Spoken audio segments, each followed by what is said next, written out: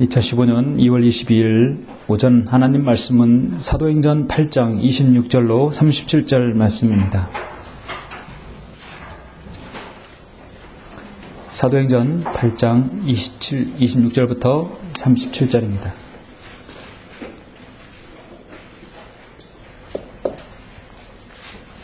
너무도 여러분 잘 아시는 말씀이죠. 오늘 말씀을 위해서 우리가 도전받는 내용이 무엇인가, 또 영적인 부분이 무엇인가 여러분 같이 보시길 바랍니다.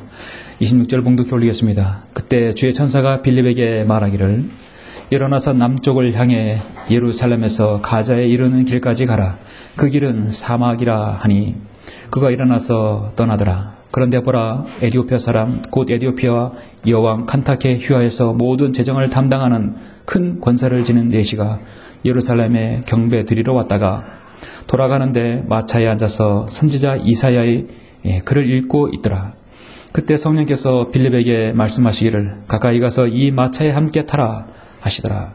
그러므로 빌립이 거기서 달려가니 그가 선지자 이사야의 글을 읽고 있는 것을 듣고 말하기를 당신이 읽고 있는 것을 이해하느냐 하니 그가 말하기를 나는 나를 지도하는 이가 아무도 없으니 어찌 깨달을 수 있으리요 하며 빌립을 청하여 마차에 올라 자기와 함께 앉게 하더라. 그가 읽고 있는 성경 구절은 이것이니 즉 그는 도살할 양처럼 끌려갔고 또 덜 깎는 자 앞에서 잠잠한 어린 양같이 그의 입을 열지 아니하더라. 그가 굴욕 중에 부당한 재판을 받았으니 누가 그의 세대를 선포하리요.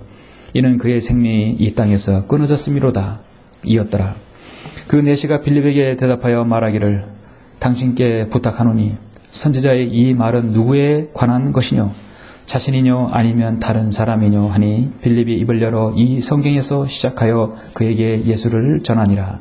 그리하여 그들의 길을 따라가다가 물이 있는 곳에 이르자 그 내시가 말하기를 보라, 여기 물이 있도다.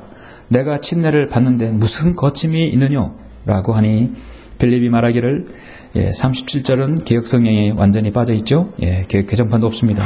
만일 당신이 마음을 다하여 믿으면 합당하니라. 하니 그가 대답하여 말하기를 나는 예수 그리스도가 하나님의 아들이신 것을 믿나이다 라고 하더라. 아멘. 여러분도 30절의 이 고백을 여러분 시인하시죠? 오늘 이 말씀의 기름 부분을 위해서 잠시 기도드리겠습니다. 사랑과 은혜가 풍성하신 아버지 하나님 감사를 드립니다. 예수 그리스도의 피로 구속받은 성도들 오늘 이 자리에 불러주셔서 주님의 은혜 가운데서 영과 진리로 경배드릴 수 있도록 인도하심을 감사합니다. 우리는 주님을 알기 전에 죄인이었고 이 세상 어디론가에서 마귀의 원하는 삶을 살다가 그대로 죽어서 영원한 지옥의 나락으로 떨어질 수밖에 없는 그런 생애들이었습니다. 하나님께서 저희를 불쌍히 여겨주시고 각자의 생애 가운데 하여 주셔서 예수 그리스도의 복음을 듣고 그 복음을 믿고 주님을 구주로 영접하여 이렇게 구원받아 하나님의 자녀가 되었으며 바른 말씀을 통하여 이 진리 가운데 오셔서 주님을 섬길 수 있도록 인도해 주심을 감사합니다. 지금도 하나님의 은혜라 우리 모두 다 시인합니다. 하나님께서 우리를 은혜로 구원하여 주셨고 이제 은혜 가운데서 우리를 다시 세상에 나아가 복음을 전하는 구령자로서 전도자로서의 삶을 살 수 있도록 인도하심을 감사합니다. 하나님께서 오신 지역교회가 복음을 전하지 않으면 무엇이 유익하고 그 가치가 무엇이겠습니까?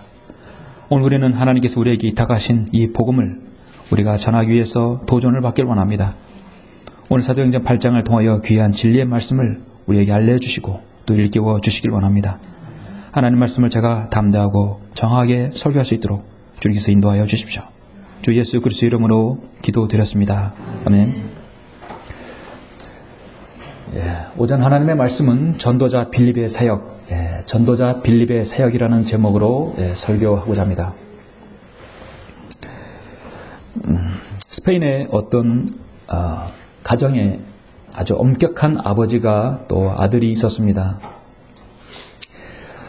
워낙 엄격한 아버지이기 때문에 아버지의 시각에서 볼 때 아들은 늘 하는 일이 못마땅했던 것입니다. 사사건건 모든 일에 충돌했어요. 그런데 아들이 급기야 아버지의 말을 듣지 않고 집을 나가버렸습니다. 가출을 해서 몇 해 동안 방황을 합니다. 한마디로 탕자가 된 거죠.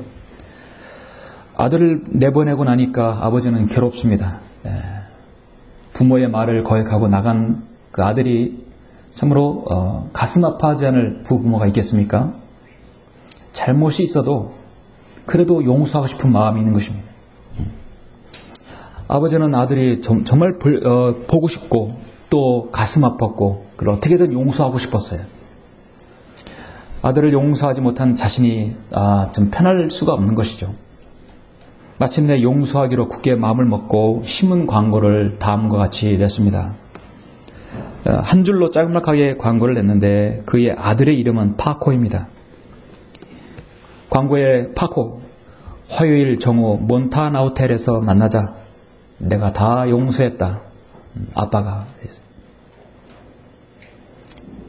화요일 정오 몬타나 호텔에서 만나자. 내가 다 용서했다.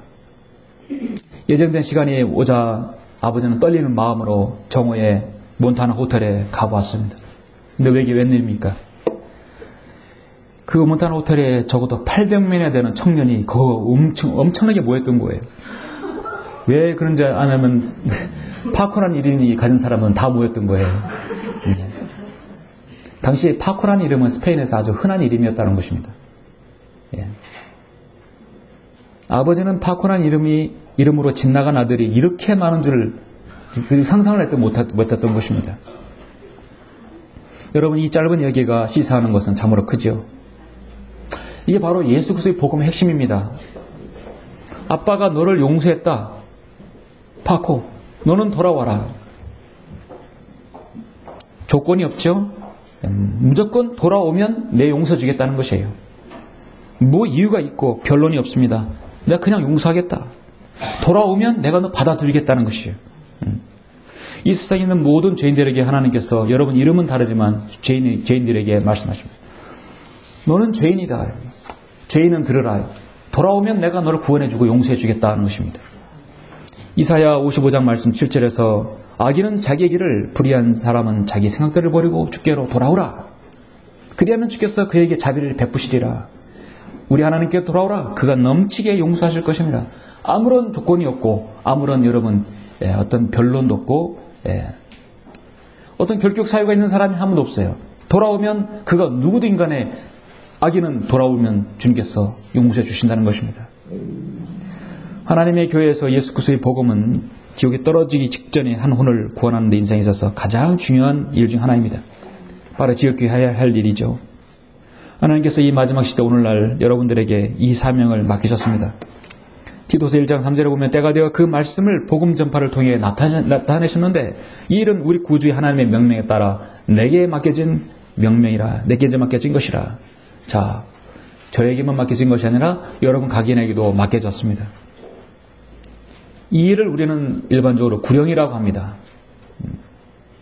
구령이란 죄인들에게 복음을 전해서 마귀의 나라에서 하나님의 나라로 옮겨오는 일입니다. 그리스도에 이겨오는 것. 그 마귀와의 전쟁에서 싸워서, 그 혼적인 전쟁에서 싸워서 그 사람의 의지를 하나님께 보복시켜서 이겨오는 거예요. 여러분이 구령을 할 때 그 순간을 여러분 기억하시죠? 한 사람을 복음을 전하고 있는 그 순간은 치열하게 싸우는 전쟁입니다. 우리는 구령자입니다. 최근에 우리 서울에 성경도 믿는 사람들, 우리 청년들이 아마 제가 볼 때 청년 같은데 페이스북에 구령자들이라는 소울 위너에서 해가지고 구령자들이라는 하나의 어떤 그걸 만들었었습니다. 그래서 7, 8불 되는 짤막한 구령 동영상을 만들었는데 아주 잘 만들었더라고요. 여러 목사님 그림도 여러 가지 섞어가면서 잘 만들었어요. 여러분 시간 되시면 나중에 꼭 한번 보십시오. 우리는 모든 세상에서 죄인으로 살다가 죽게 되었습니다. 영원의 지옥의 나락으로 다 떨어져 갈 수밖에 없는 그런 생애들이었습니다. 여러분 각자는 복음을 언젠간 다 들었었죠? 예. 누구에게든 또 어떤 경로를 통해서 여러분 다 들었습니다. 그리고 이 세상에 가장 가치 있는 것은 혼들을 이겨오는 현명한 일인 것이죠. 단순히 교회에 데리고 와서 숫자 채우는 세상 사람들이 말하는 전도가 아닙니다. 죄인에게 구체적으로 복음을 전해서 그렇게 살면 지옥에 간다는 걸 알려주고 예수 그리스도께 인도하는 것입니다. 성령님께서 온전히 사로잡힐 때만이, 역사하실 때만이 가능한 것입니다. 오늘날 이 복음 전파가 교회에 향한 마지막 지상 명령임에도 불구하고 정말 정확하게 복음을 전하고 제시하는 교회는 찾아보기 힘듭니다. 여러분 길거리 나가십시오. 나가보시면 아십니다. 교회를 어느 교회를 눈을 두드려 보시면 아십니다. 유튜브 동영상이든 그 어느 데 인터넷 어디 교회를 홈페이지를 들어가도 여러분은 현실을 느끼실 것입니다. 정확하게 지옥의 실체를 알리고 복음을 전해서 그들을 이겨오고 그들을 영접하게 해서 주님께 이겨오는 그런 교회가 눈을 씻고 찾아봐도 여러분 찾을 수가 없을 것입니다. 하나님께서는 지상에 있는 모든 그리스도인들에게 각양각색의 은사들을 주셨고 기질을 주셨고 성품과 재능을 주셨습니다. 그리고 섬김도 허락하셨죠. 이런 성도 있고 저런 성도도 있습니다. 자신의 고난에 기꺼이 감당하면서 십자가를 짊어져서 용기를 잃지 않고 인내로 불굴의 투지로 주님을 섬기는 지체도 있습니다. 잘 가르칠 수 있고 설교할 수 있는 능력도 있습니다. 어떤 성도는 글을 잘 쓸 수 있습니다. 어떤 성도는 손과 발을 잘 자신의 기교와 재능들을 통해서 하나님께 사역에 또 기여하는 성도도 있습니다. 하나님께서는 여러분에게 각양각색의 은사들을 주셨어요. 그 중에 하나님께서 아주 귀하게 쓰시는 은사가 뭐냐면 그 누구에게도 다가가서 복음의 진리를 예수 그리스도의 복음을 전해서 복음의 능력을 발휘하는 성도가 있습니다. 하나님께서는 복음의 능력을 발휘하는 성도는 절대 외모로 판단하시지 않으시죠. 자신의 자녀에게는 절대 하나님께서 외모로 판단하지 않습니다.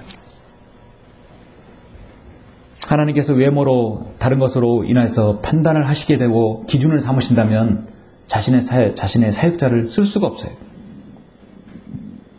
그렇게 한다면 벌써 사도 바울이 부적격자가 될 수 있는 것이죠. 오늘 오전 설교에서 저는 한 신실한 전도자를 여러분에게 소개합니다. 그 전도자 빌립은 오늘 말씀에서 이 전도자 빌립은 과연 어떻게 복음을 전했고 어떻게 성령님의 인도를 받았는지 또 어떤 열매를 거두었는지를 알기를 원합니다. 어떻게 보면 성경적인 가장 정말 한 구령자의 모습, 정말 샘플이라고 할까요? 가장 모범을 볼 수 있습니다. 사도 바울의 구령의 모습, 우리 주님께서 요한복음 4장에서 사마리아 여인을 구령하는 모습 많이 볼 수 있는데요. 실질적으로 사도 시대에 바로 유대인에서 교회로 지금 과도기가 넘어가는 이때에 교회 시대 가장 성경적인 구령 방법과 그 예시가 바로 오늘 나와 있습니다. 여러분이 방금 보신 본문은 사도행전 8장은 복음 전도자로서의 아주 모든 역량을 볼 수 있습니다. 최초의 신약적 교회는 예루살렘 교회의 집사 바로 빌립이 복음을 전한 내용입니다. 잠시 빌립이 얼마나 하나님께로 사로잡혔고 또 그렇게 성령님의 인도를 받았는지를 우리가 보길 원하는데요. 사도행전 8장 여러분 잠깐 1절 8절 보시겠습니다. 사울은 그를 죽이는 것에 찬동하더라. 사울이 스테판을 죽이는 것에 찬동했죠. 지금 7장 마지막에서 스테판은 죽었습니다. 순교당했죠. 아직까지 사울은 복음을 듣고 구원받기 전입니다. 그때 예루살렘에 있는 교회에 큰 박해가 가해졌으니 사도들을 제외한 모든 사람이 유대와 사마리아 전 지역으로 흩어지더라. 박해하면서 그 박해로 인하여서 복음이 더 멀리 사마리아 이방 지역까지 퍼지는 계기가 되었다. 이게 바로 사탄이 우리 주님으로부터 바로 뭐라고 할까요? 이런 사실은 모르는 거죠. 박해하면 박해할수록 복음이 움츠러드는 게 아니라 더 멀리 퍼진다는 것을 마귀는 모르는 것입니다. 예루살렘에 큰 박해가 있으니까 오히려 복음을 들고 어디 가냐면 사마리아까지 흩어지는 거예요. 이방 지역까지 흩어지는 겁니다. 경건한 사람들이 스테판을 장사하고 그를 위하여 크게 슬퍼하니라. 그러나 사울은 교회를 파괴하고 집집마다 들어가서 남자들과 여자들 끌어내어 감옥에 넘겨주더라. 정말 살기가 등등한 사람이었죠. 그러므로 널리 흩어진 사람들이 가는 곳마다 말씀을 전하더라. 그때 빌립이 사마리아의 성읍에 내려가 사람들에게 그리스도를 전한 바니 무리가 하나가 되어 빌립이 말한 것을 경청하고 그가 행한 기적들을 듣고 보더라. 더러운 영들이 그들에게 사로잡힌 많은 사람에게서 큰 소리를 지르며 나오고 또 많은 중풍병자와 불구자가 치유되니 그 성읍에 큰 기쁨이 있더라. 자, 거기에는 시몬이라는 무당도 마술을 쓰는 사람도 있었고 불구자와 중풍병자가 치유받았고 더러운 영들이 사로잡힌 영들이 그 사람들이 지금 그 더러운 영들이 사람에게 나왔어요. 많은 치유의 역사가 일어났어요. 사실 하나님께서는 초대 예루살렘 교회의 이 집사에게 특히 이 빌립이라는 이 복음 전도자에게 그런 능력을 하나님께 주셨어요. 그런데 여러분 사도행전 이 8장은 상당히 전환기적인 아주 중요한 기로입니다. 이 당시에 이런 상황은 초자연적인 은사들, 역사들이 분명히 일어났어요. 사람들이 착각하는 것은 예수 그리스도의 복음을 전파하면 더러운 영들이 나가고 개역성경 말하면 귀신들이 나가고 중풍병자가 불구자가 치유되고 그들은 그런 초자연 역사가 다 일어날 것으로 믿고 있는데요. 사실은요, 예수님을 믿고 예수 그리스도를 전해서 복음을 전파했을 때 가장 큰 역사는요, 성령의 역사는 중풍병자와 불구자가 치유되는 게 아니라 그 사람의 생이 변화되는 것이거든요. 가장 큰 놀라운 역사예요. 그런데 아직은 과도기예요. 여러분 17절에 보시면 그때 두 사도가 그들에게 안수하니 그들이 성령을 받으니라. 여러분 성령을 받을 때 안수받아서 받았습니까? 아니죠. 여러분 예수 그리스도를 주로 시인하고 고백했을 때 성령을 받게 되는 거예요. 안수하거나 그들이 말하는 세례나 침례를 줬을 때 성령 받는 것은 이 시점이 달라요. 이건 신약시대의 교리가 아닙니다. 사람들은 이걸 듣고 착각하게 돼요. 안수받으니까 성령을 받구나. 사도행전 2장 38절에서 물침례 받으면 성령을 받는구나 착각하는 거예요. 사실 이 경륜은 지금 과도기적인 경륜입니다. 그 과도기적 경륜이 지금 그 한가운데 전도자 빌립이 거기 들어있는 거예요. 근데 하나님께서는 빌립에게 완전히 다른 신학적인 면모를 그에게 보여주시는 것입니다. 그것이 바로 26절부터 시작합니다. 여러분 26절은 어떤 이적도 없습니다. 안수받으니까 성령 받는 것도 아니에요. 오늘날 우리 그리스도인이 전하는 순수한 예수 그리스도의 그 복음 전파하는 것에만 역사가 있는 것입니다. 바로 오늘 그것을 우리가 보고자 하는 것이죠. 사람들은 빌립이 사도인가? 다소 논란도 있지만 사실은 빌립은 정확히 말하자면 전도자입니다. 오늘 말씀 제목 전도자 빌립의 사역. 사도행전 21장 8절에서 분명히 복음 전도자라고 기록되어 있습니다. 예루살렘 교회 7 집사 중에 한 명이죠. 빌립을 만난 사람은 이디오피아와 네시, 히브리어로 쿠스인, 에디오피아 여왕의 궁전에서 큰 권세를 지니는, 한마디로 오늘날 재무장관의 권세를 가진 사람이죠. 그는 여러 해 전에 시바야 여왕이 했던 것 같이 주께 헌물을 드리러 지금 유대기를 가지고 있기 때문에 보물을 가져왔어요. 아직까지 주님을 알지 못하고 그리스도인이 아니었습니다. 그는 아마도 이사의 두루마기를 가지고 있었던 것입니다. 분명히 필사본이었겠죠. 사도 바울은 늘 복음을 전할 때 부끄러워하지 말라고 하는 것이죠. 여러분이 전하는 복음은요, 사실 부끄러워할 내용이 아니라 자랑스럽게 해야 할 것이죠. 내가 이 복음을 듣고 구원받았게 되었고, 내가 복음을 듣고 내 생이 변화됐다는 것에 대해서 여러분이 자랑할 수 있죠. 로마서 1장 16절에 보면 내가 그리스도의 복음을 부끄러워하지 아니하노니 이는 이 복음이 믿는 모든 사람을 구원에 이르게 하는 하나님의 능력이 됨이라. 첫째는 유대인에게요 또한 헬라인에게다. 그래서 복음은 첫째 유대인에게 전해졌어요. 근데 유대인은 거절해 버렸습니다. 그리고 나서 헬라인 바로 이방인에게 우리에게 전달된 것입니다. 고린도전서 1장 18절에도 십자가를 전파하는 것이 멸망하는 자들에게는 어리석은 것이지만 구원을 받은 우리에게는 하나님의 능력이라 했습니다. 오늘 여러분이 복음을 전하는 그리스도인이라 한다면 우리는 부끄러워하지 말아야 할 것이 바로 여러분이 가지고 있는 복음입니다. 사람들이 말하는 이 어리석은 복음 전파로 인해서 인류 역사 2000년 동안, 아니 신약시대 2000년 동안 예수 그리스도의 복음을 가진 자들이 수많은 죄인들에게 다가가서 그들의 삶을 변화시켰습니다. 변화될 것이라는 막연한 어떤 기대감이 아니라 실질적으로 그 사람을 변화시켰다는 것이죠. 그래서 우리 모든 복음 전파자들에게는 기도하는 것은 자신에게서 복음의 능력이 나오길 여러분 기도하셔야 할 것입니다. 우리 성경으로 믿는 지역교회는 복음 전파 사역이 핵심적인 것이죠. 교회가 복음을 전하지 않으면 박물관이 될 것입니다. 우리 가치가 무엇입니까? 복음을 전하고 구원받았다라 하더라도 진리를 잘 모르는 사람에게 진리를 일깨워줘서 올바로 성별케 하여 주님을 섬기게 하는 것이 교회의 역할이죠. 그리고 우리가 이렇게 모여서 예배를 드리고 또 식사도 나누고 교제하는 것은 서로가 힘을 얻는 곳이에요. 지역교회의 영적인 전쟁의 집결지인 것입니다. 오늘 우리는 8장에서 사도 바울이 지금 9장에서 구원 받았죠. 빌립이 복음 전도자가 어떻게 복음을 전했고 어떻게 많은 간증을 드러냈는지 좋은 모범을 보고자 합니다. 전도자 빌립을 통해서 그 사역을 통해서 얻는 도전을 우리가 한번 받기를 원합니다. 전도자 빌립의 사역에서 얻는 도전은 무엇입니까? 자, 첫 번째는 준비된 사역에는 늘 성령님의 인도가 있다는 것입니다. 자, 사역에는 성령님의 인도가 있습니다. 그런데 여러분, 성령님의 인도가 있으려면 첫 번째 준비된 사역이 되어야 된다는 것입니다. 무엇이 준비되어야 되는가? 여러분, 마음이 준비되어야 된다는 것입니다. 여러분 26절부터 30절을 보시면 제가 봉독에 올렸지만 한 단락씩 보시겠습니다. 26절부터 30절. 그때 주의 천사가 빌립에게 말하기를 일어나서 남쪽을 향해 예루살렘에서 가자에 이르는 길까지 가라. 그 길은 사막이라 하니 그가 일어나서 떠나더라. 그런데 보라, 에디오피아 사람 곧 에디오피아 여왕 칸타기 휘하에서 모든 재정을 담당하는 큰 권세를 지닌 내시가 예루살렘에 경배 드리러 왔다가 돌아가는데 마차에 앉아서 선지자 이사야의 글을 읽고 있더라.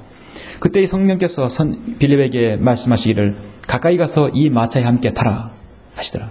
그러므로 빌립이 거기로 달려가니 그가 선지자 이사야의 글을 읽고 있는 것을 듣고 말하기를 당신이 읽고 있는 것을 이해하느뇨? 자, 여러분 복음 전도자에게는 준비된 사역이 있어요. 지금 예루살렘에서 가자에 이른 길까지 주님께서 뭐라고 했냐면 성령이 가라.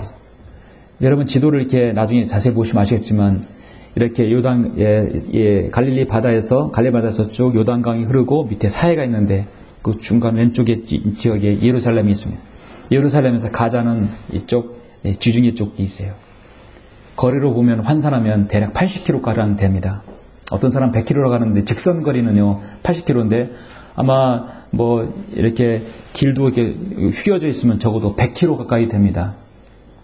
100km 되는 거리를 광야예요. 사막이에요. 가라. 여러분 걸어가기면 얼마나 많은 시간이 걸리겠어요? 요즘 좋은 자동차로 가도 1시간 걸리는 거리를 사막이라 그곳에 가라겠어요. 근데 하나님께서는 빌립이 복음을 다 전한 다음에는 주의 영이 빌립을 확 데려가서 다른 데로 이동시켰다는 것이에요. 순간적으로. 초자연적 역사는 일어난 것이죠. 먼저 주님께서 확 이동시켜주고 여기서 복음을 전하지 않고 먼저 넌 걸어가라야지. 이건 가자로 가라. 성경은 그 길은 사막이라고 말씀하고 있습니다. 복음 전도자에게는요. 복음을 전하는 그 길이 있어서 성령님의 인도를 받게 되면 사실 거칠 것이 없다 이거죠. 그 길이 사막이든 강을 건너든 물을 건너든 그 어떤 길이든 간에 복음 전도에게는 거칠 것이 없다는 것이에요. 아 주님, 이게 지금 땡볕이고 나 물도 없고 그 길이 지금 나는 낙타도 없고 아무것도 없습니다. 어떻게 가야 됩니까? 복음 전도하는 그런 대구가 필요 없죠. 가라 했을 때 그가 일어나서 떠나니라. 이게 다예요. 예. 하나님께서 아브라함에게 너는 떠나라 했을 때 떠난 것이에요. 잠깐요. 사라에게 좀 상의 좀 해보고요. 그게 아니죠. 예. 일어나서 떠나니라. 그런데 보라 에디오피아 사람 에디오피아 여왕이 칸타퀴에서 모든 재정을 담당하는 큰 권세를 지닌 내시가 예루살렘에 경배드려 왔다 같이 마차에 탄 걸 보게 되는 것입니다. 하나님의 인도하심이 있는 사역은 반드시 하나님께서 준비된 사람을 붙여주신다는 것입니다. 여러분 복음을 전하다 보면은 성령님의 인도를 받는다는 것이 어떤 것인지 여러분 이해하실 겁니다. 예. 매 순간순간마다 그 발걸음, 그 말, 행동, 주변 상황들 모든 사람들의 격한 반응까지 하나님께서 관장해 주신다는 것입니다. 우리는 충청남도 순회를 복음 전하고 어디에서 복음을 전하다 보면 가장 중요한 것은 마귀의 세력을 제압시키는 것이에요. 그 지역의 거점을 확보하기 위해서입니다. 그렇죠? 우리는 복음을 전하는 것은요, 적진에 가서 전하는 거예요. 예. 우리 아군의 땅에서 전하는 게 아니라 적진에 들어가서 거점을 확보해서 전하는 거예요. 얼마나 많은 어려움들이 있겠어요? 마귀의 공격이 있겠어요? 아마 여러분은 복음을 전할 때 가장 출발은 집에서부터 마귀 공격이 있을 것입니다. 그러나 준비는 사역에는 성령님의 인도가 있다는 것이에요. 여러분 믿으시죠? 예. 사역의 증거는 늘 또 하나는 주님께서 죄인들을 늘 준비시켜 주십니다. 복음을 전할 대상자가 늘 있다는 것이죠. 그 복음을 전하는 대상자들은 어떤 사람은 정치에 빠진 사람들, 종교에 빠진 사람들, 문화나 예술이나 사회 각각 어떤 분야에 있든 간에 자신의 멍에에 빠진 사람들이 분명히 만나게 됩니다. 그 빠진 사람들을 여러분 거기서 그 멍에를 풀어줘야 돼요. 우리도 그곳에서 여러분이 가진 그 멍에들에서 구원받지 않았습니까? 자신의 것에 무엇인가 여러분 빠진 사람들입니다. 저도 여러분도 다 빠진 사람들이에요. 예수님을 믿지 않았으면 나도 어딘가에 빠져있던 사람들. 그렇죠? 에티오피아 이 칸타케 휘하의 재정을 담당하는 이 에티오피아 내시도 상당한 권세를 지니고 있었어요. 이미 주님께서는 우리를 위해 죽으시고 부활하시고 올라가신 지 한참이 됐고 벌써 예수 그리스도의 복음이 전파되고 있는 시대에 아직까지도 예루살렘에 경배 드리러 와서서 주님을 몰랐던 것이죠. 아직까지 유대교를 가지고 있는 것입니다. 주님을 아직까지 몰랐던 것이에요. 그도 빌립을 만나지 못했더라면 평생 재무장관 했을지라도 그는 구원받지 못한 채 그냥 이도피아 내시로 살아가다가 죽었을 것이에요. 그러나 하나님께서 어떻습니까? 성령님의 인도를 받게 되면 준비된 사람을 만나게 해주시는 것이죠. 빌립은 그 사람이 내시든 간에 거지든 간에 그런 건 세상의 외모를 중요하지 여기지 않았다는 것입니다. 성령께서 빌립에게 말씀하시기를 가까이 가서 이 마차에 함께 타라 했을 때 빌립이 거기로 달려갔다 하겠어요. 저 사람은 큰 권세가 있지 않습니까? 감히 내가 어떻게 해야겠습니까? 그래서 여러분 복음을 전하는 것은 대상에 절대로 선입감을 갖지 말아야 한다는 것이죠. 그 사람의 가진 유무, 가진 정치, 권력, 명예 그건 아무런 하등의 여러분 고려 대상이 아닌 것이죠. 외모는 더욱더 그렇습니다. 하나님께서 사도 바울을 세우실 때도 사도행전 26장 26절에서도 일어나서 내 발로 서라. 이는 내가 이 목적을 위하여 너에게 나타났으니 내가 본 것과 내가 너에게 나타나게 될 일을 대하여 너의 일꾼과 증인으로 삼고자 함이라. 그 백성과 이방인들로부터 너를 구해내서 이제 그들에게 보내서 그들의 눈을 뜨게 하여 흑암에서 광명으로 사탄의 권세에서 하나님께로 돌아서게 하며 그들로 죄사함을 받게 하고 내 안에 있는 믿음으로 거룩하게 된 사람들 가운데 유업을 받게 하려고 하는 것이라. 그래서 여러분은 죄인들에게 복음을 전하는 사람이라면 그 사람들에게 눈을 뜨게 했다는 것이에요. 흑암에서 광명으로 사탄의 권세에서 하나님께로 돌아서게 하는 우리 복음 전파하는 사역의 요지가 바로 그것입니다. 사도행전 26장 18절에는 너무 귀한 말씀이죠. 흑암에서 광명으로 사탄의 권세에서 하나님께로 돌아서겠다는 거죠. 사도 바울도 고린도서 1장 13절에서 그분께서 우리를 흑암의 권세로부터 구하여 내셨다고 분명히 말씀하고 있습니다. 그분의 사랑하는 아들의 나라로 옮겨주셨다고 말씀하고 있습니다. 여러분의 흑암의 권세에서 여러분 나오셨죠? 사실 우리가 말은 이렇게 쉽게 해도요, 그 실상은 엄청납니다. 여러분이 구원받지 못한 채 흑암의 권세에서 빠진 사람들 보십시오. 세상의 명예나 권력이나 가진 유물을 그걸 제쳐놓고 나서도 그 사람들의 생을 들여다보면 정말 비참해요. 얼마나 안타깝죠. 모든 죄인은 자신들의 죄와 흑암의 사슬에 매여 있습니다. 그 사슬을 풀 수 있는 유일한 것은 바로 예수 그리스도의 복음인 것입니다. 왜 여러분을 보낸 줄 아십니까? 여러분이 그 흑암의 복음의 그 죄의 사슬에 여러분이 매여 있었기 때문이에요. 그렇죠? 여러분 매여 있어서 내가 이렇게 자유롭게 되었다 이러죠. 나는 새벽기도에 난 매여 있었다. 나는 칼빈주의 선택교리에 매여 있었다. 나는 은사주의 교리에 매여 있었다. 나는 신의와 나는 이상한 악한 영에 사로잡혀 있었다는 거예요. 나는 인터넷에서 사로잡혀 있었다. 여러분 각자의 그 삶들이 있었잖아요. 내가 거기서 내가 자유를 얻었다는 것이에요. 그걸 여러분이 간증하는 것입니다. 그래서 같은 동류의 일을 했던 사람들에게는 그 사람에게 더 간증이 될 수 있고 복음을 전할 수 있는 것이죠. 당신이 읽고 있는 것을 이해하느냐? 지금 3절에서 말씀하고 있죠? 이해하느냐? 당연히 이해 못하죠. 알려주는 사람이 없는데 이해할 수 있겠습니까? 결국은 묻는 것은 당신은 성령님의 도움 없이는 이해할 수 없다는 것을 말씀하고 있죠. 자, 그 다음에 전도자 빌립의 사역에서 얻을 수 있는 여러분 도전은 무엇입니까? 두 번째는 복음 전도자의 사역의 시작은 늘 성경에서 시작하고 성경에서 끝난다는 얘기죠. 두 번째는 가장 중요한 것은 여러분 성경으로 복음을 전하라. 복음 전도자는 항상 성경을 들고 다녀야 합니다.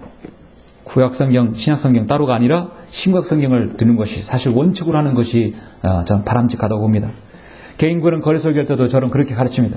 여러분 신약 성경만 아니라 신구약 성경을 같이 들고 가십니다. 그렇게 해야 창세기 1장 20절에 인간이 무엇으로 만들어졌는가도 제시하죠. 인류의 제 기원이 어디서부터 나오는가를 창세기 3장을 통해서 보여줄 수 있죠. 예.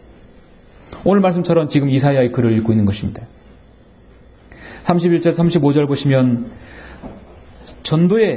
전도자의 사역의 시작은 성경에서 시작한다는 걸 보여주고 있습니다. 31절 보시면 그가 말하기를 나를 지도하는 이가 아무도 없으니 어찌 깨달을 수 있으리요 하며 빌립을 청하여 마차에 올라 자기와 함께 앉게 하더라. 그가 읽고 있는 성결 구절은 이것이니 즉 그는 도살할 양처럼 끌려갔고 또 덜 깎는 자 앞에 잠잠한 어린 양같이 그의 입을 열지 아니하더라. 그가 굴욕 중에 부당한 재판을 받았으니 누가 그의 세대를 선포하리요. 이는 그의 생명이 이 땅에서 끊어졌음이로다. 이었더라.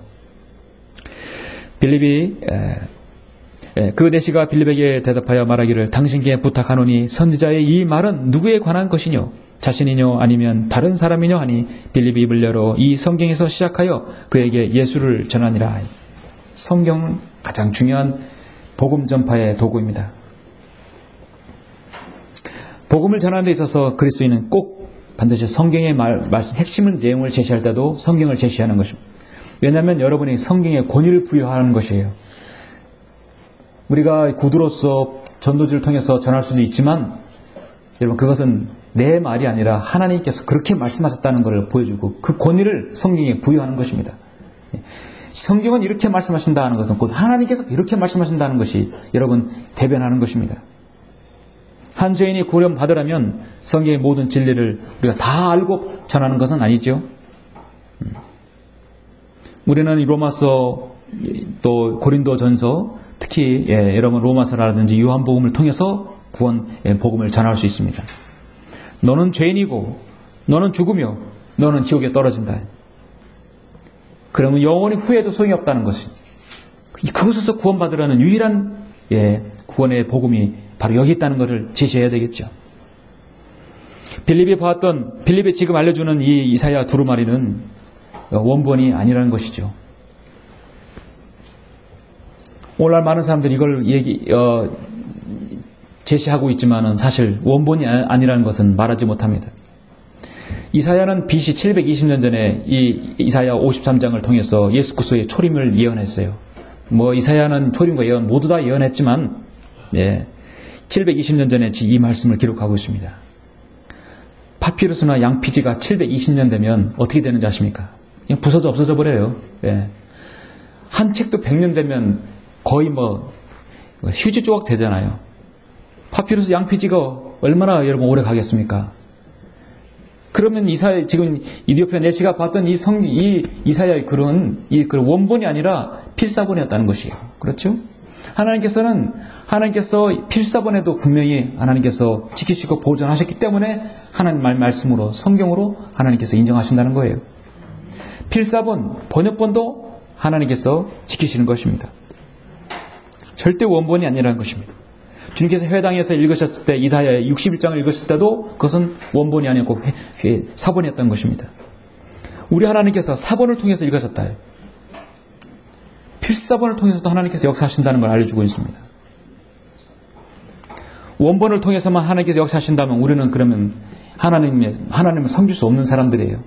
우리가 헬라어 히브리어도 알지도 못할 뿐더러 그 원본은 그 조각조차 찾을 수가 없는 것이에요. 구원받지 못한 저희는 늘 누구나 할 것 없이 자신의 죄와 흑암의 사슬에 매어 있음을 알아야 하는데 그 말씀을 통해서 성경을 통해서 그것을 제시해야 하죠.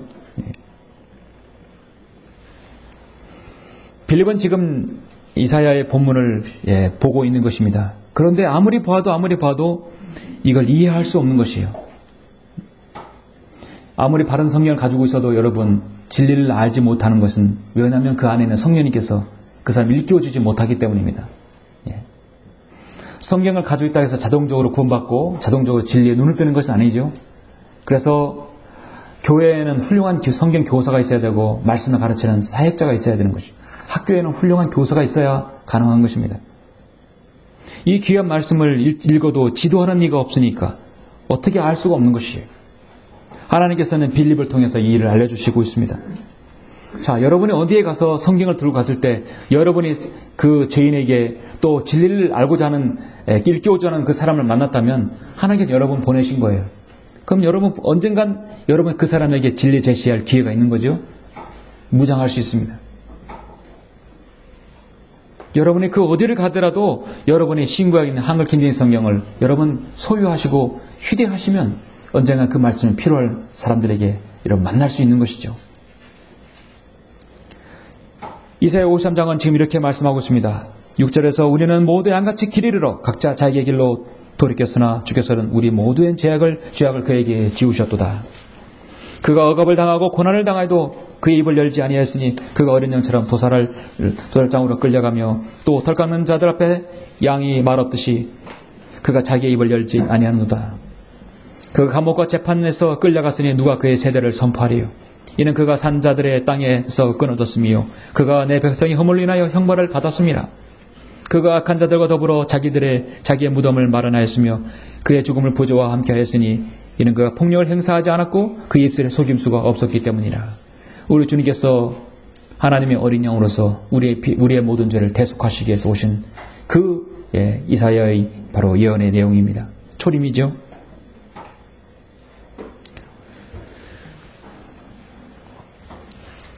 하나님께서는 여러분이 가지고 있는 성경을 통해서 복음을 전파하기를 원하십니다. 여러분의 가장 중요한 성경이 있다면 그 외에 부수적인 여러분 도구들이 있어요.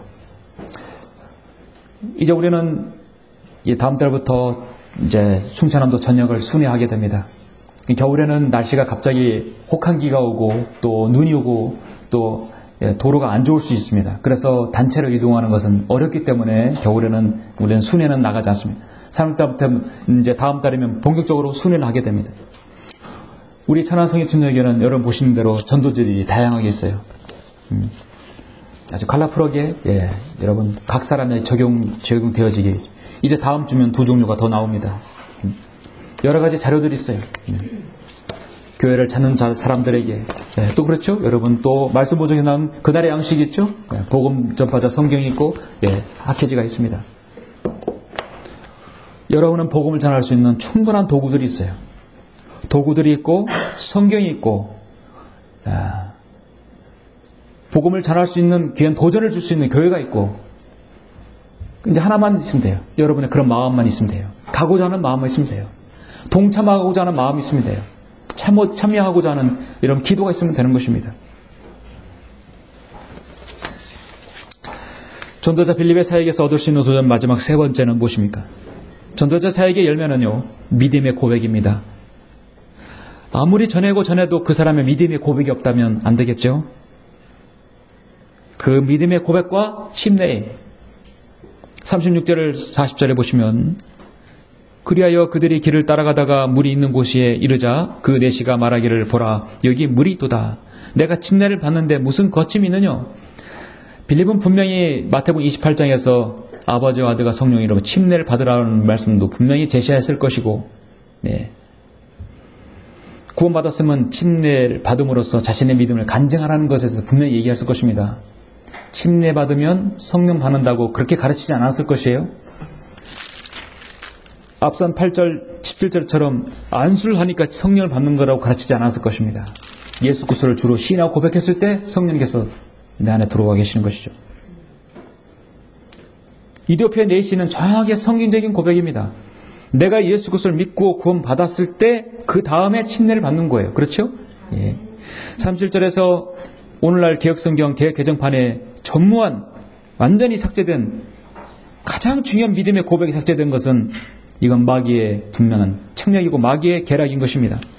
성경 변개는 절대 우연이 아니다. 마귀의 공격과 계략인 것입니다. 우연이 아니라 필연인 것입니다. 그러나 그리스도인은 바른 성경을 볼 수 있는 권리가 있는 거죠. 자, 빌립 말하기를 만일 당신이 마음을 다하여 믿으면 합당하니라. 마음을 다하여 믿으면 합당하니라. 로마서 10장 9절 말씀에 내가 내 입으로 주 예수를 시인하고 또 하나님께서 그를 죽은 자들 가운데 살리신 것을 내 마음에 믿으면 구원을 받으리라 했어요. 마음에 믿으면. 하니 그가 대답하여 말하기를, 자, 빌립의 에드페 넷이 고백을 보십시오. 나는 예수 그리스도가 하나님의 아들이신 것을 믿나이다. 아멘.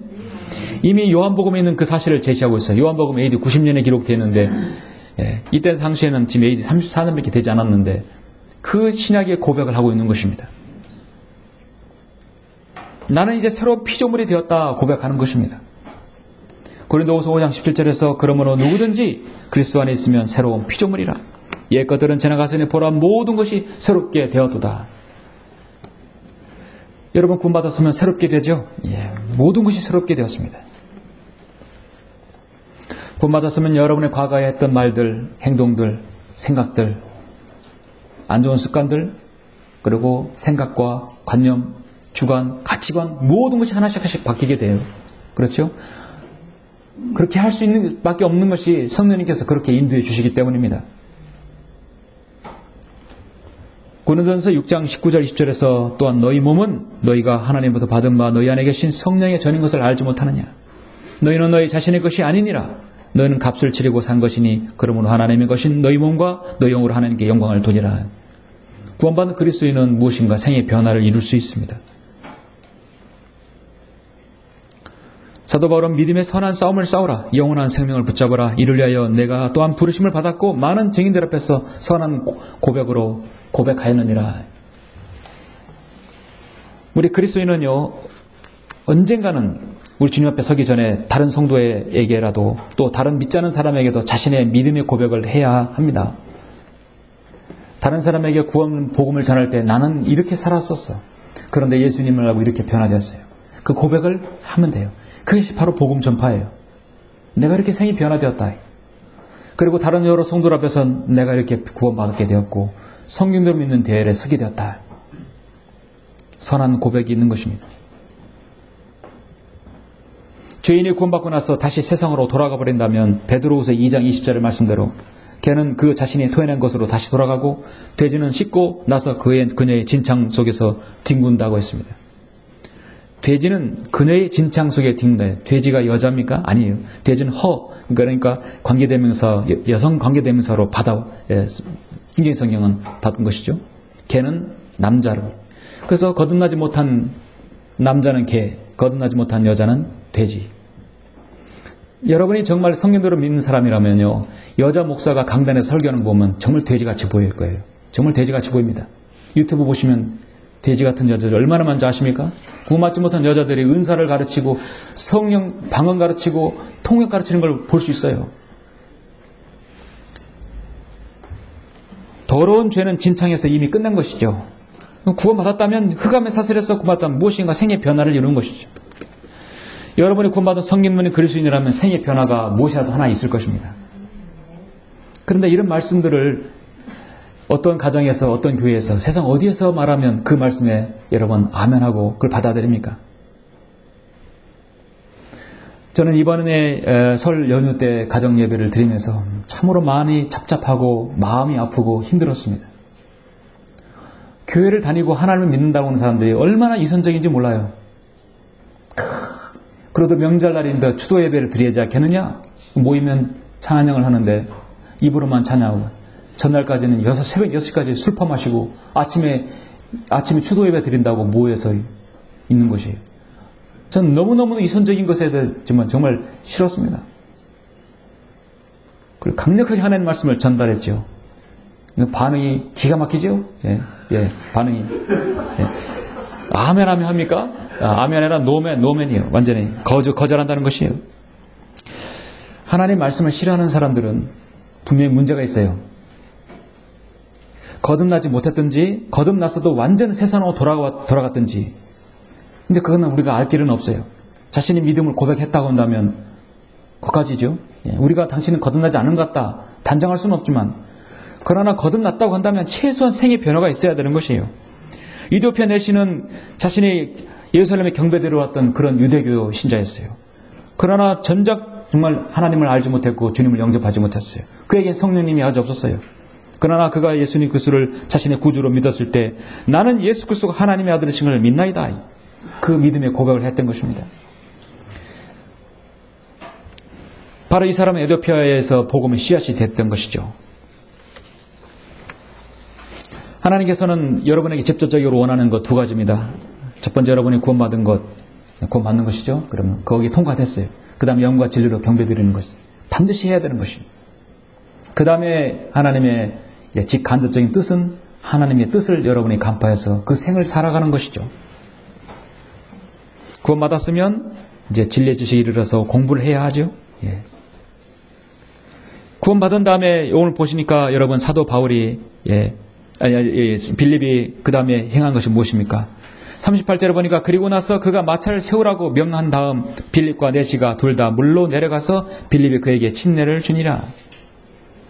여기서 세례를 주게 되면 성경이 우리가 단추를 하나 잘못 끼면 연달아 어긋나서 끼우는 것 같이 연달아 문제가 되듯이 문제가 생깁니다. 세례라고 하게 되면 이게 성경 변개가 성경을 변개시키지 않을 수 없어요. 변개시켜봐야 가능한 거예요. 왜냐하면 세례는 물 뿌리는 거 아닙니까? 그렇죠? 침례는 완전히 잠기는 거예요. 침례를 세례로 하나 바꿔버리면 뒤 성경을 완전히 다 바꿔버려야 돼요. 왜 그러냐면 그들이 물속에서 올라오자 이 말이 없어야 되겠죠. 왜? 침례를 받았기 때문에 물속에서 올라오는 거예요. 그렇죠? 세례를 받는데 어떻게 물속에서 올라와요? 물 뿌리면 되는 거 가지고요. 그들이 물속에서 올라오자. 왜냐하면 침례를 받았기 때문입니다. 주의 영이 빌립을 데려가시니 그 내시가 그를 다시 보지 못하더라. 하나님께서 빌립은 처음에 올 때는 힘들게 왔지만 그의 사역을 마친 다음에는 하나님께서 그를 딱 옮겨주셨어요. 그러나 그는 기뻐하며 자기 길을 가더라. 기뻐했다는 것이에요. 그 빌립이 아소토에 나타난 가이사랴에 이를 때까지 지나가면서 모든 성읍들에 전파하니라. 참으로 전도자였습니다. 여러분이 구원받은 다음에 첫 번째 순종하는 것은 영과 진리로 경배드리는 것, 순종하는 것 맞습니다. 그러나 그 전에 순종하는 것이 여러분 바로 침례입니다. 받아도 되고 안 받아도 되는 게 아니라 순종하는 거예요. 성령께서 네가 구원받았으면 여러 사람 앞에서 나는 그리스도인이다 하니 순종하는 것입니다. 베드로는 3장 21절에서 물은 예수 그리스도의 부활하심으로 인하여 우리를 구원하는 모형이니 곧 침례라. 이것은 육체의 더러움을 제거하는 것이 아니라 하나님을 향한 선한 양심의 응답이라. 이디오피아 내시는 육체의 더러움을 지금 제거하는 것이 아니라 하나님을 향한 선한 양심의 응답으로 나는 예수 그리스도가 하나님의 아들이심을 믿나이다 하고 침례를 받은 것이에요. 마태복음 28장에서도 그러면 너희는 가서 모든 민족들을 가르치고 아버지와 아들과 성령 이름으로 침례를 주라.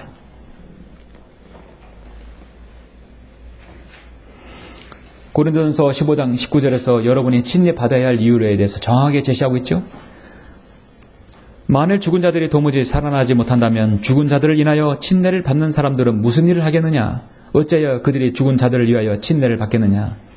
구약성경은 이걸 무섭게 변개시켜서 죽은 자들을 위하여 세례를 받는다라고 기록되어 있습니다. 죽은 자를 위해서 어떻게 세례를 받아요? 끔찍한 얘기죠.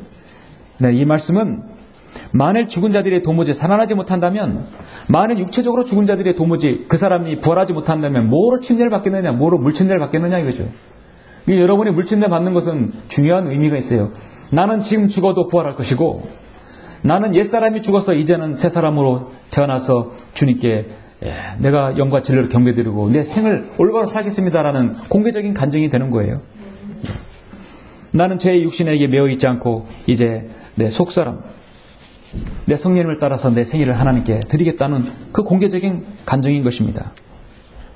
단순히 물속에 잠겼다가 나오는 것을 끝나는 것이 아니라, 형식상이 아니라 내 생에 변화를 이루겠다는 것이 주님께 소망을 두고 내가 언젠가 죽으면 다시 부활할 것으로 믿고, 나의 옛사람은 이미 십자가에 못 박혀 처형시켰기 때문에 옛날에 나 자아는 이미 죽었습니다. 장사되었습니다. 그럼 이제 내가 다시 일어남으로써 나는 영적인 새 사람으로서 하나님을 섬기겠다는 그 믿음의 공개적인 간증인 것이에요. 그래서 우리 그리스도인은 그 간증에 대해서 모두 다 한 번씩 순종을 해야 하는 것입니다. 사랑하는 성도 여러분, 사람의 본성이라는 것은 속일 수 없고 사실 어쩔 수 없습니다. 여러분, 이 육체를 가지고 있는 한 늘 편하고 늘 안일하고 늘 따뜻하고 배부른 거 좋아하는 거죠. 복음을 전파할 때도 우리는 어떻게 보면 쉬운 장소, 여건이 좋은 장소, 사람들이 많고 그 다음에 별 방해도 없는 장소, 여러분 그런 장소 원하죠? 예, 때론 그 장소가 우리에게 더 유익할 수 있어요. 그러나 그런 장소는 항상 있는 건 아니에요. 그런 좋은 상황은 항상 있지는 않아요. 빌립이 그렇게 준비된 사람을 만나기까지 그 예루살렘에서 가자까지 100km 되는 거리를 걸었어요. 그 걸어서 만난 거 아닙니까? 그렇죠? 우리가 복음을 전할 때는 험악하고 힘들고 강팍하고 어려운 곳도 분명히 만날 수 있다는 것이에요. 그렇죠? 그거 다 마다하면 어떻게 이런 간증이 일어날 수 있고 우리가 나중에 정말 간증을 누구에게 말할 수 있겠습니까? 참 전도자의 사역은 하나님께서 여러분 개인에게 다 맡겼어요. 여러분 가정에서, 구성원에서, 또 이 교회에서 단체로 어디에든 간에 여러분은 전도자 빌립이 아니라 전도자 여러분의 이름이 붙여야 되는 것입니다. 전도자 나 누구누구 하나님께서 나에게 이탁해 주신 그 사역 여러분 전할 수 있는 것입니다. 여러분은 하나님께 이탁받은 여러분 그리스도의 대사 아닙니까? 하나님 나라의 대사예요. 이 장소는 하나님 나라의 대사관이에요. 대사관. 여기 대사관. 대사관 사무실인 것입니다. 캐나다의 존 캐디라는 선교사가 식인종이 사는 마을로 복음을 전하러 갔습니다. 그때가 1848년이었습니다. 그는 어떻게든 그들의 언어를 습득해서 복음을 전하고 계속해서 전하고 있었어요. 그가 죽었을 때 그의 묘비에는 이렇게 기록되어 있었습니다. 1848년에 그가 이곳에 처음 상륙했을 때에는 이곳에 그리스도인이 한 명도 없었다. 그가 세상을 떠난 1872년에는 여기에 식인종이 한 명도 없었다. 그렇게 기록되어 있었습니다.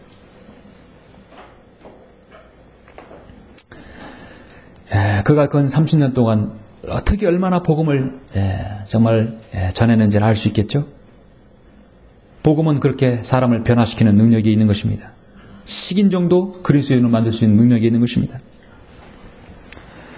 그게 바로 복음의 능력이죠.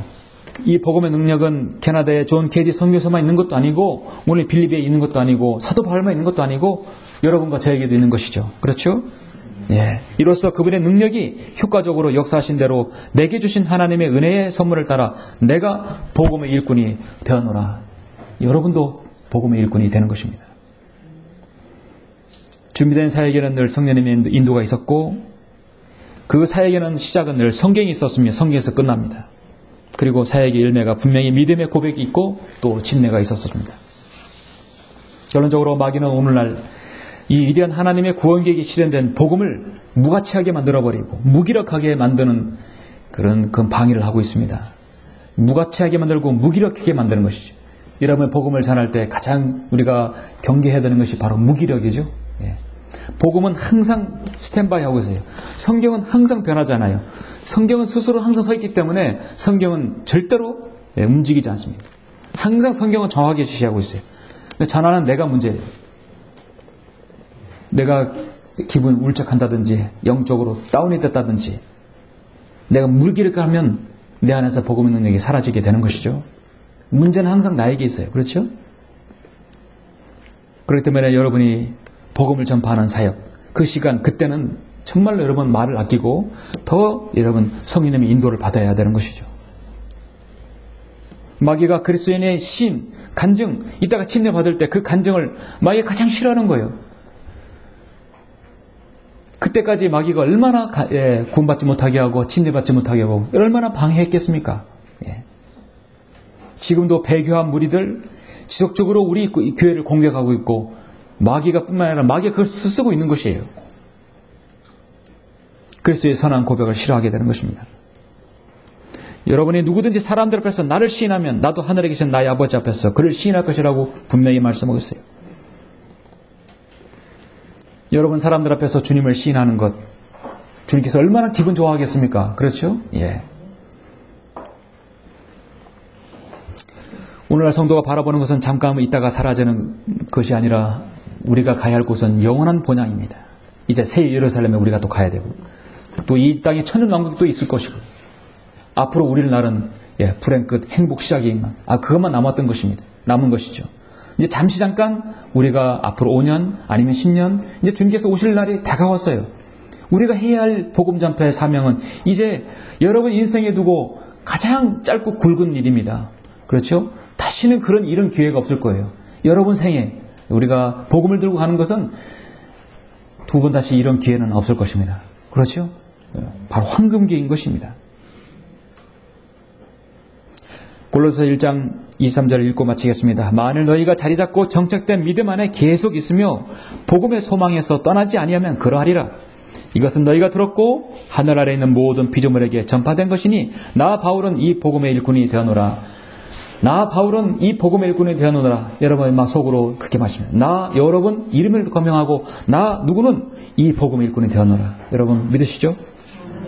하나님께서 바로 여러분을 쓰시길 원하십니다. 주님께서 오실 그날까지 여러분 전도자 빌립처럼 이렇게 아름다운 간증을 드러내는 이런 모든 복음 전도자들이 다 되시길 간절히 바랍니다. 기도하시겠습니다.